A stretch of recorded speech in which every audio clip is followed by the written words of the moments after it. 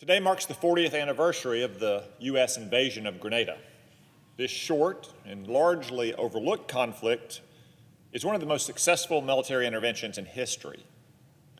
In just 4 days, President Ronald Reagan toppled an anti-American regime, rolled back communism in the hemisphere, and saved American lives.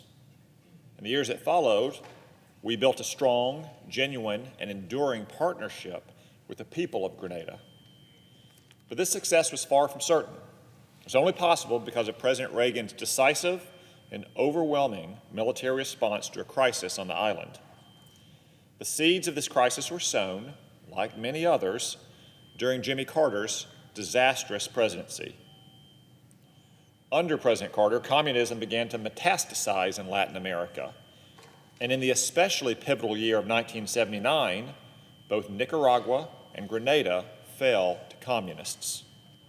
As he returned from Managua, Fidel Castro boasted, "Now there are 3 of us." And the Cuban dictator had big plans to add more captive nations to his anti-American axis in the hemisphere. Grenada is a small island located in the southeast Caribbean and strategically vital to both Cuba and Soviet Russia during the Cold War. Barely 150 miles off the coast of Venezuela, the island could serve as an offshore arms depot for communist rebels in Latin America and other Caribbean nations.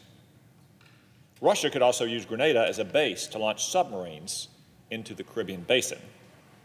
Most concerning was Grenada's proximity to Africa, which made it the potential final link in a chain of communist air bases from southern Russia to North Africa to West Africa to Grenada and then finally to Cuba. Soviet bombers and heavy cargo planes could fly between these lily pad of bases for refueling and largely beyond American detection. This grave threat materialized when Grenada welcomed hundreds of Cubans to construct a massive airport with a 9,000-foot runway. What Ronald Reagan called a suspiciously huge runway was far larger than anything Grenada's commercial aviation required. It was, curiously enough, just big enough to support the largest Soviet bombers and cargo aircraft. This airbase posed a two-way threat. Russia could use Grenada as a launching pad in the hemisphere to arm Cuba and other Latin American communists. Going the other way, Castro could export revolutionaries to the bloody war in Angola and elsewhere in Africa. Tensions boiled over into crisis in October 1983, when an even more radical, bloodthirsty gang of communists toppled the ruling communists in Grenada. The new government killed the former prime minister and instituted a 24-hour shoot-on-sight curfew that threatened hundreds of American medical students on the island. The Reagan administration feared a replay of the Iranian hostage crisis, and the Organization of Eastern Caribbean States pleaded with the administration to intervene and prevent communism from spreading further in the region. Within days, Reagan had concluded that we had no choice but to act strongly and decisively, as he put it, and he authorized an invasion. This wasn't an easy decision. We had only spotty intelligence on Grenada's forces and capabilities and the presence of Cuban or other communist forces. We had little time to execute the mission, and many in Washington still hesitated to use military force due to Vietnam syndrome. But Reagan was undaunted. Then a disaster halfway around the world threatened to derail the operation. Just after Reagan authorized the invasion planning, a suicide bomber killed 241 Marines in their Beirut barracks. Although heartbroken and enraged by the attack, Reagan didn't let the crisis in Lebanon crowd out the crisis in our backyard. He declared, "There are Americans there and they are in danger. We are going." This is an important point. Contrary to liberal smears, Reagan did not authorize the Grenada invasion as cover for his withdrawal from Lebanon or to flex his muscles after the Beirut bombing. He authorized the invasion planning before the bombing happened in Beirut. The historical record on this is absolutely clear. Unlike Democratic presidents, Reagan didn't act tough to conceal his true weakness. Reagan was tough on America's enemies and tough in defense of America's interests. On October 25th, barely a week after the coup, around 8,000 American troops embarked on Operation Urgent Fury. They had a clearly defined mission: save the endangered Americans, depose the communist regime, and reestablish order on the island. Our troops had some setbacks, but they adapted, overcame, and prevailed. The incomplete intelligence and short time frame for preparation hampered the operation, yet vindicated Reagan's judgment. Military leaders anticipated only 200 Cuban construction workers on the island. In reality, 700 well-armed Cuban soldiers awaited American forces. Our troops also discovered huge weapons caches at the air base, enough to arm the Cuban forces and thousands more communist rebels. Reagan had acted just in time. The war ended after 4 lopsided days. Our troops took fewer than 150 casualties, while the communists suffered nearly 500 casualties and more than 600 Cubans surrendered. Our citizens on the island were safe. Reagan hit hard, he hit fast, and America won. And Fidel Castro's dreams of hemispheric revolution soon turned to ash. Reagan destroyed communism in Grenada and besieged the communist regime in Nicaragua.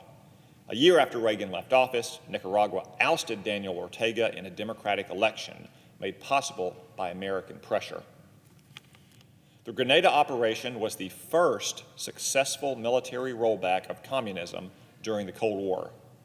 We had eliminated a deadly threat on our doorstep, and we had liberated a grateful people who enjoy freedom and democracy to this day. Reagan worked to stabilize the island and later traveled there in 1986. Tens of thousands of Grenadians lined the streets and welcomed Reagan as a liberator. Grenada's prime minister described Reagan as our own national hero and our rescuer after God. Reagan passed banner after banner that read, "God bless America," and later wrote that, "I probably never felt better during my presidency than I did that day." What Reagan felt that day was the joy of American success, made possible by American strength and confidence. This success stands in stark contrast to other interventions like the one we saw in Somalia 10 years later under Bill Clinton. I spoke here 3 weeks ago to mark the 30th anniversary of the Battle of Mogadishu. While Reagan delivered a crushing and decisive blow against a regime that threatened America's interests, Bill Clinton used insufficient forces for an ill-defined, expansive mission in a nation where our interests weren't at stake. He then cut and ran after the first sign of resistance, emboldening our enemies, including Osama bin Laden. No two interventions were more different in rationale, execution, or result. And they offer important lessons for today. The most profound is that weak interventions with vague and self-righteous missions usually fail. Strong military action with well-defined missions focused on America's interests usually succeed. We must never confuse the United States Army for the Salvation Army. Our military is not a charitable organization, and it's not a tool of mankind. It is the most fundamental interest of our national power and ours alone.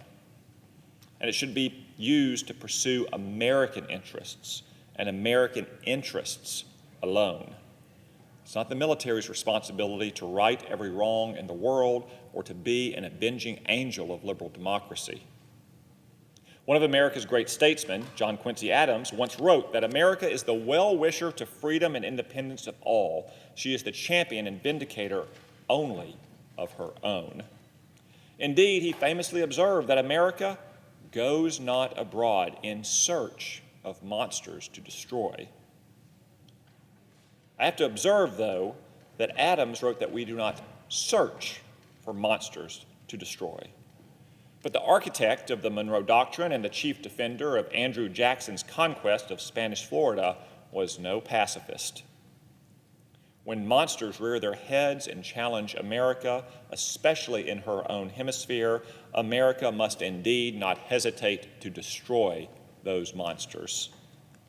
From Tripoli to Berlin to Tokyo to St. George's, we have done it before, and we must be prepared to do it again. And when we must go abroad to destroy monsters, we must use overwhelming force. If Washington is unwilling to use the force necessary to win, we ought not use force at all. It is unfair and cruel to both American troops pursuing the mission and to our friends in the nation where the mission is being conducted. As we look for examples to follow in this new moment of international crisis and chaos, we should look to Reagan, not to Clinton. We need more Grenadas and no more Somalias. On this 40th anniversary of the invasion of Grenada, I would also like to recognize and thank the veterans of that conflict, along with their families, for their invaluable service. They made our country proud and helped bring communism to its knees in this hemisphere. God bless them all, and God bless the United States of America. Thank you.